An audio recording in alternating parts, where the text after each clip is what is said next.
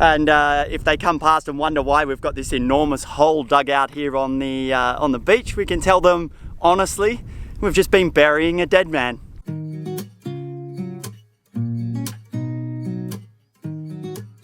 All right, we're gonna make a hypothetical recovery situation today using our Deadman Off-Road sand anchor. Now this is a long overdue video.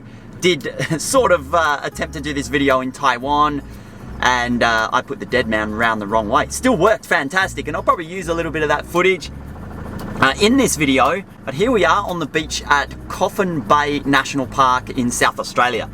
Nice big wide beach here. The tide is at its lowest. We're way up off the from the ocean level anyway, and we're going to try and get bogged. So I'll do the same as what we did in Taiwan, and we'll just put a bit of resistance in front of the tires. I might even use the shovel, just dig down a little bit, see if I can't get the tires, all 4 tires, in a bit of a hole, so that it's going to simulate a decent amount of force to pull us out of the hole. I might even be able to get bogged if I dig down a little bit. Not sure I've ever tried this hard to get bloody bogged before.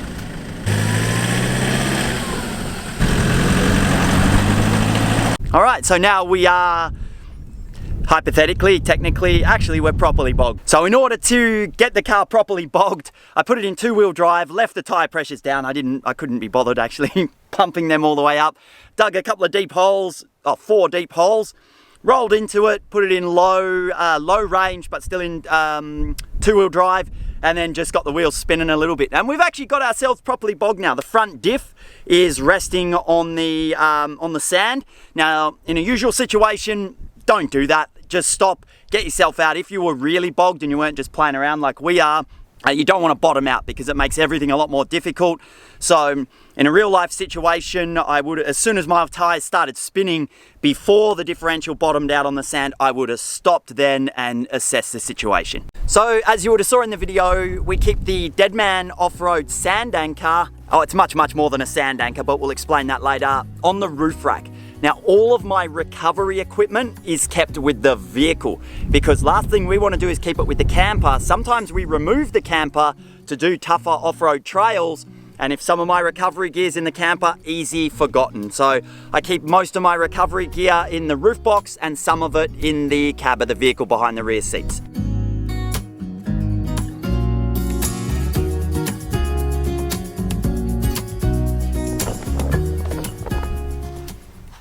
Alright, so I've dug down probably about 1/2 meter. I think from memory, Deadman recommend you dig about 2 feet, which is about 60 centimeters. This sand, it's damp, it's easy digging, so it's quite heavy. So I think 1/2 meter is pretty good. It's about knee deep. Should be good to go. We'll give it a go anyway.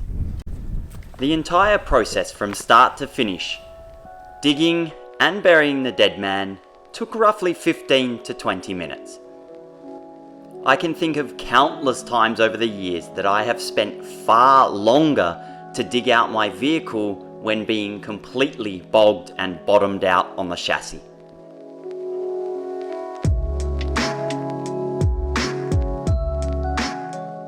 Using a soft shackle, I connected the 4 loops to the hook on my winch. Keeping a very close eye on the rope spool, I picked up on the winch until I had a small amount of tension. Using the remote control from the driver's seat, I pulled the remaining amount of tension, accelerated slowly, and easily pulled us free from the bog.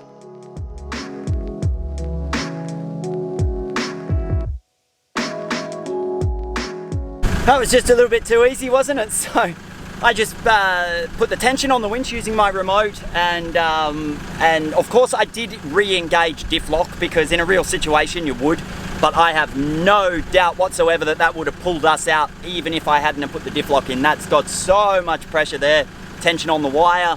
Everybody was standing in or Steffi was in a very safe location while she was filming, disclaimer. Because this sand's a bit salty, definitely a good idea to wash all this down, and probably actually burying it in salty sand like that. At the next opportunity, I'll submerge it in fresh water just to rinse the salt out, because the salt will attack all the stitching and everything like that when stored over time. So I'll give it a good rinse with fresh water.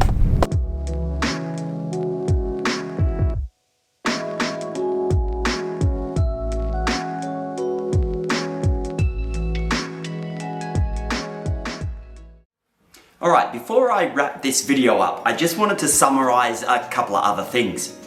And the flies are terrible today, but that's not what I'm summarizing. So when would you use a sand anchor, such as the Deadman Off-Road sand anchor? I can think of many situations over the last 20 years where I've been stuck and a sand anchor like the Deadman would have had me free a hell of a lot quicker than other methods. In soft sand, for example, if you've got your vehicle completely bottomed out on the chassis, this means there is no longer any weight on your tires.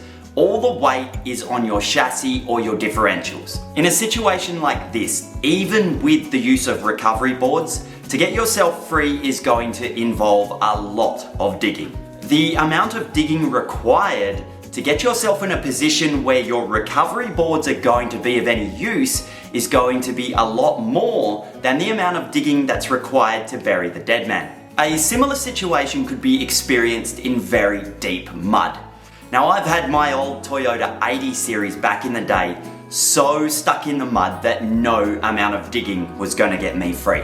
Recovery boards were useless in this situation, and every time we tried to use them, they just got spat straight out the back. My old mate Coops came to the rescue in his Holden Jackaroo and we snatched the Toyota out of the mud. Now, if I didn't have my mate Coops there to rescue me, the Deadman would have been the perfect tool to use in this situation. With no trees in sight, I could have pulled the winch out 20 meters in front of us, past the muddy section, dug in the Deadman and buried him there. This would have then allowed me to pull myself free with a nice straight pull. So why use a specific sand anchor such as the Deadman over something else that could be used as a sand anchor, such as your spare tire? Well, the first reason is my spare tire is on the roof rack as well as the Deadman, but the spare tire weighs probably 35 to 40 kilograms over the Deadman, which I reckon is about 3 or 4 kilograms. Another point I would make is that before we carried the Deadman with us, we carried a large sling which was used as a tree protector. Now, the Deadman Off-Road sand anchor also doubles as a tree protector. So by moving the tree protector from our kit and getting the Deadman, I've now got a piece of equipment that has multiple functions and takes up about the same amount of room. Now, we're yet to try this out, but apparently the Deadman can also be buried in the snow, which I reckon would be a hell of a lot of fun. As with any piece of recovery equipment, learn how to use that piece of equipment and practice with it. Don't let the first time you have to use this piece of equipment be when you're bogged up to your axles on the beach and the tide's coming in. Stay safe when using recovery equipment. Now, you're playing around with some pretty dangerous gear if it's not used correctly. Now, I've never done any off-road specific training in my lifetime, purely taught myself through trial and error. Now, in saying that, I have done many heavy lifting and rigging courses throughout my 15 years working in the offshore oil and gas industry. Now, I'll leave you today with a couple of pieces of advice. Know your recovery equipment and how to use it. Inspect your equipment regularly for damage. Never stand in the line of fire when your equipment is under tension. And last but not least, never snatch a vehicle from a tow ball. Get out there, get stuck, and have an awesome time.